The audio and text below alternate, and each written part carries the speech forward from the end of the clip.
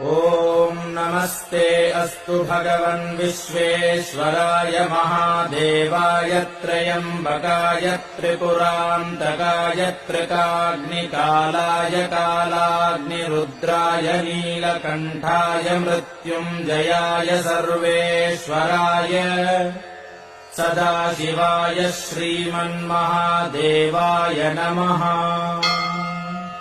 ॐ श्रीगुरवे नमः। ॐ गणपतये नमः। ॐ श्रीशिवाय नमः। ॐ स्थिराय नमः। ॐ स्थानवे नमः। ॐ प्रभवे नमः। ॐ भीमाय नमः।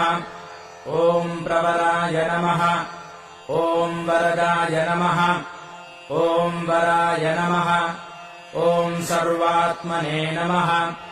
ॐ सर्वविख्याताय नमः। ॐ सर्व